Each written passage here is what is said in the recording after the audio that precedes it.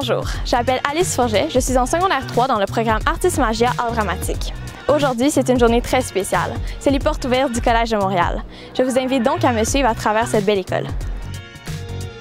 À quoi les parents peuvent s'attendre quand ils viennent visiter le collège? Visiter le Collège de Montréal dans les portes ouvertes, c'est une expérience incroyable. Je pense que tu l'as fait toi-même, Alice, il y a quelques années déjà. Alors, les parents qui viennent nous rencontrer cet après-midi, vous allez faire la tournée intégrale du collège, les 4 étages du collège. Vous allez rencontrer une multitude d'éducateurs, d'intervenants, de membres de la direction, de personnel administratif. Donc, tous les gens qui œuvrent au collège ont uni leurs efforts pour vous accueillir, pour vous faire découvrir notre superbe environnement. Bonjour Mme Steven. Bonjour Alice.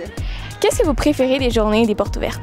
Bien, assurément, c'est le contact avec les familles. Ça nous a beaucoup manqué l'année passée d'avoir du virtuel. C'est très bien ce qu'on offrait en virtuel, sauf que c'est pas comparable à ce qu'on peut faire vivre. Parce que des fois, ils ont pu voir, ils ont pu lire, regarder, écouter, mais c'est rien comme sentir ce que le Collège de Montréal a à offrir aux jeunes. Alors, je suis très contente de recevoir les familles maintenant.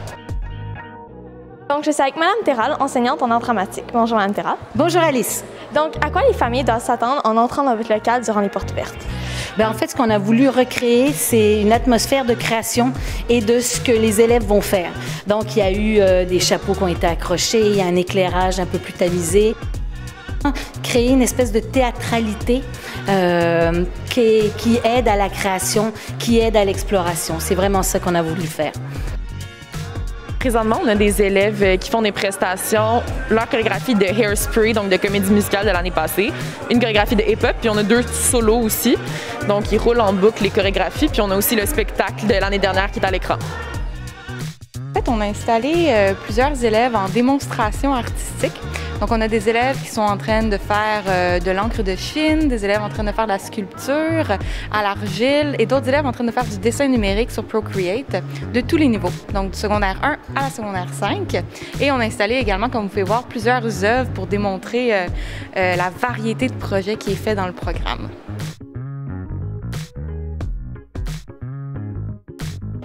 Donc, vous êtes en charge de beaucoup de choses, comme on voit sur le tableau. Est-ce qu'il y en a un que vous voulez mettre en avant? Oui, vraiment. Après l'année difficile qu'on a eue, j'ai vu un besoin qu'il y avait auprès des personnes âgées pour briser l'isolement. J'ai décidé de fonder le comité d'une génération à l'autre, où on va faire des activités intergénérationnelles, que ce soit avec les personnes âgées ou avec des enfants en bas âge. Comme par exemple, on pourrait être un groupe d'élèves, puis aller dans une garderie, puis lire des histoires aux enfants. Vraiment, ça pourrait, je trouve, on l'a pas encore fait, mais je trouve que ça pourrait avoir un impact vraiment comme positif auprès de ces enfants-là, puis auprès de nos jeunes à nous.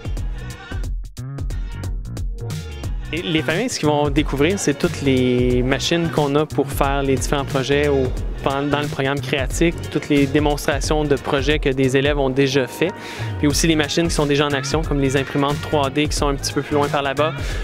En fond, c'est des choses que les élèves peuvent faire, et donc ils ont comme un visuel de ce que leurs enfants vont réaliser là, au courant de toutes les années. Est-ce que vous auriez un conseil à donner à un futur élève du collège? Je dirais tout simplement de venir et d'être soi-même et puis qu'il sera accueilli comme dans une famille. C'est vraiment un bel environnement ici au Collège de Montréal. Je dirais, premièrement, bienvenue. Le Collège de Montréal, c'est vraiment comme une deuxième maison. C'est là que tu vas probablement grandir en tant que personne. Je lui dirais de plonger. Il n'y a jamais de mauvaise idée dans la création, dans ce qu'on veut faire, et de pas être trop critique envers soi-même, au contraire, de foncer, d'aller de l'avant, puis de s'amuser, de s'amuser, de s'amuser.